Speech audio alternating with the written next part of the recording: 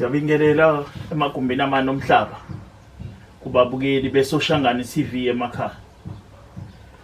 Babukeli emakhaya ke. Siyasivele kuyisemini la ewindini lasemsakazweni. Njoba sifakele sembatho lesi simhlophe esingajwayelekile. Siyafika manje siphuma emfuleni. Kuseni kuthekusa kuphuma ilanga. Khona kade sibahambisa emfuleni.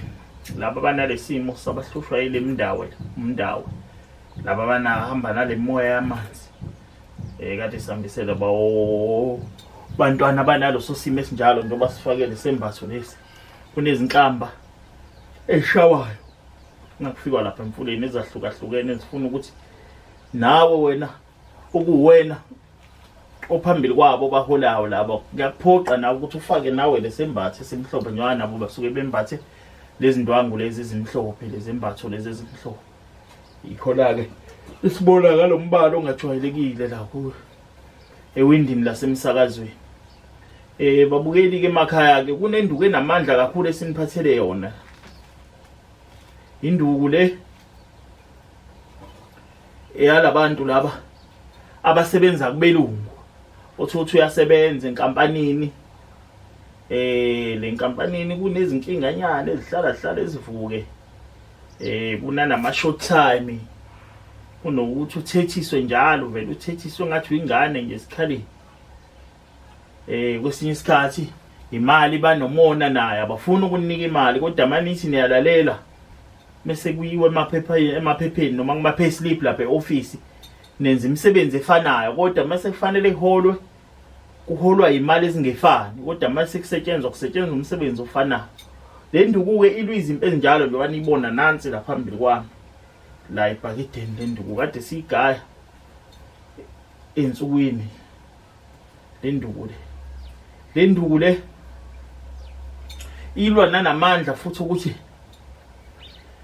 bakulesimo esibhekene nawe.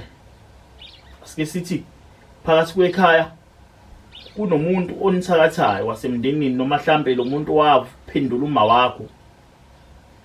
uma wakho angithi usuke kumzali wakho noma waphendula lo baba wakho noma waphendula umkhulu wakho nobantu abaphendula umkhulu wakho bakushadisa naye lo muntu.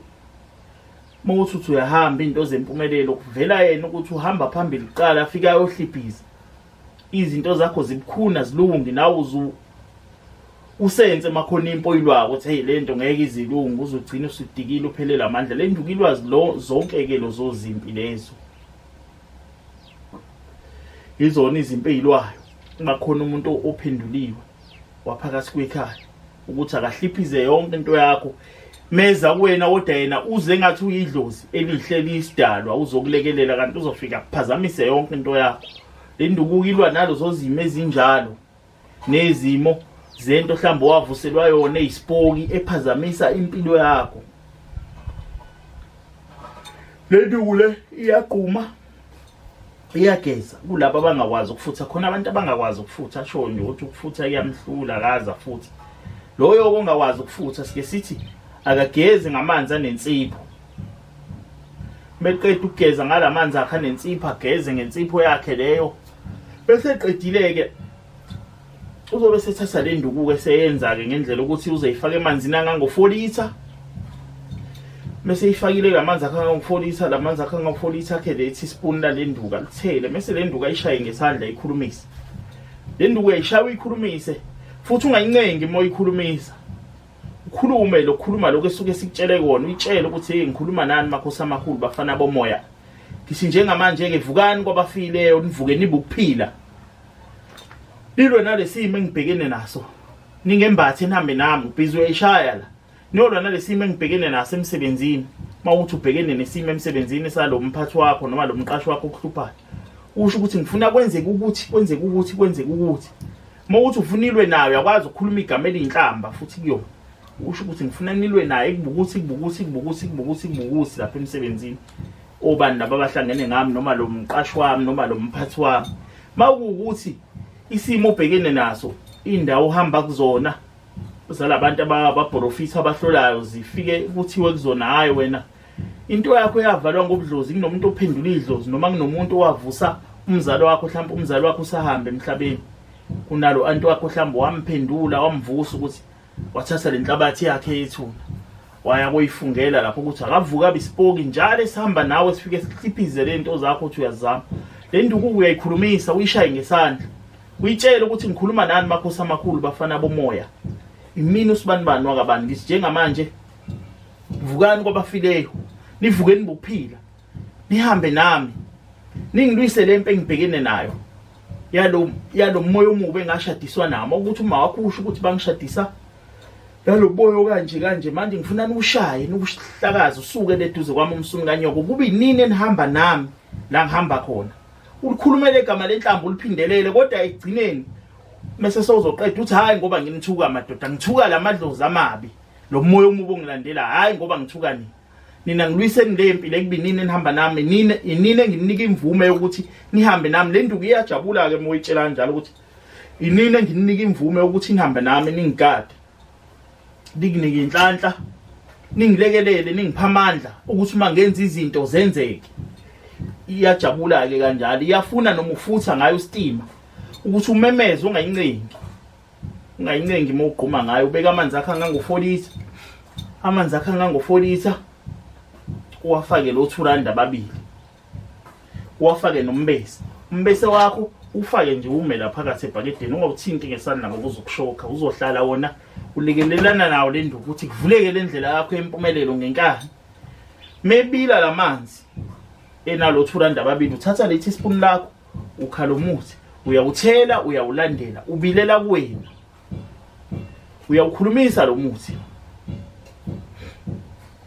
ukhulumise uzukhulume nale gama lenhlamba ukhulume nawo le nduku ukhulume legama lenhlamba leli uthuke usho ukuthi bonke laba abangilandelayo namadlozi amabi ezakabi kimaphendulwa hambani niwashaye madoda imsunonyoko niwaxosha suke leduze wami kube inini enihamba nami anehlulwa izimpi nina nilwa izimpini izinqobe hayi ngoba nginithuka madoda ngithuka lamadlozi amabi asekhaboma kabani mawukuthi uyazi ukuthi ekhaboma wakhe kabani iwona lamadlozi anginika inhlanhla asekhaboma wakho iwona futhi lapha azamisa lenhlanhla yakho uyomemeza lesibongo wathuka makuukuthi lamadlozi abobaba wakho okuza ukuthi iwona aphazamisa le ndlela yakho empumelelo ngokunjalo futhi uyokwenza njalo njengoba sisho iyona ke induku ethi yasinigayile yona iyona lele bhakedeni linduku siyibopheke emoya eyahlukahlukene siyibophe ngemoya la kaZulu siyibopha ngemoya ngaphandle khona induku zaseZimbabwe la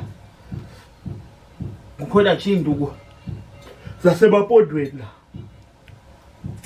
kwakhona nezinye izinto ezijulile sizifakile kuyona abaningi nje abasibukayo la kuye windini namamona kude baningi balekelele kakhulu abayijabulelayo isibanikile kade befika beze ngezinkinga ezahlukahlukene sabakhelela le nduku sabanika bafike bafutha ngawo zaqhuzuka izinto zabo bayasibona manje kade bebonga abasempumalanga khona nje abasempumalanga babefikile bebonga kakhulu besho ukuthi hayi bese behuzuke kakhulu sebehlupheke kakhulu nabanye ke abanamabhizinisi ke abazisebenzayo nabo kade bebonga futhi kakhulu ngale nduku le nduku le inefilimi elibi nomlingo omubi iphakama izithuse nami siphakama kodwa ifuna lo laka lolu ngoba ngingizwa nami ngikhuluma ngize ngikhipha namagama ayinhlamba ikona okufunikayo ke kule nduku le ayifuni le nduku ukuthi mase ungenile kuyona so uyakhulumela phansi ubaphasa uba down ifunulwe ube nempi ucuphe nefoni futhi wenze noma 15 minutes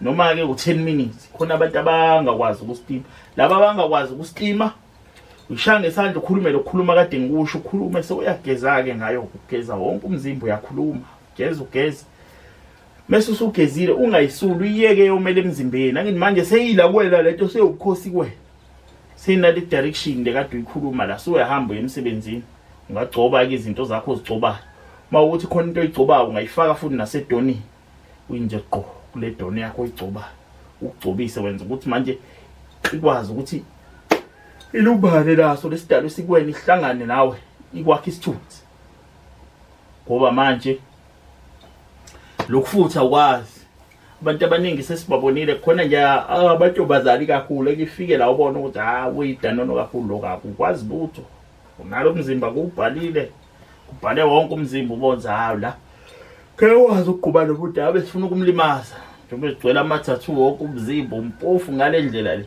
ungayazi. Izona izimo esibhekana nazo nabafana ngokunjalo nabo bakubafika abanjalo bampofu nabo lokho kufaka izibuko lokubona ukuthi akwazi lutho ngokuqhubha. Ngibona ke sike sikhulume kanjalo sithi hayi abenzele kanje. Fike futhi kubasebenzele kakhulu sithi abayifake nala maloshi nabo ukugcoba ke bagovuze bakhulume agcobise ageze. Njengoba sila eminyangeni izona izimo ke sibhekane nazo. Okunye ke babukeli siphethe nomvusankunzi la. Nanku umvusankunzi simphathele wona. Bakhale kakhulu abantu bathi umvusankunzi asawuvezi lo mvusankunzi uyawushukuza uphuze ikota yeglass. Kalosuku ne-show ukuthi uzosondela kumakoti. Uzaya kumakoti uyoncela. Sekuseli hour ukuthi usondele kuyena umakoti. Mase sewuza ukuthi uyaqala uphefumula le nduku songathela noma amasi uphuze. Noma iyogasi uma ungazwani namasi khona abantu abangazwani namasi. Yenza lo khondanisi wakho ukuthi ushube lento lamasi la. Mawukuthi ufuna nokuthi uthole ingane. Iyona nduku ke namandla kakhulu. Khona nenye insizi futhi esinawo la isiyigayile konke uyakhotha ke ukuhlise ngamanzi. Ukhanda i-teaspoon uqale nge-teaspoon ukhothe ukunambise sokuhlisa amanzi ompompi.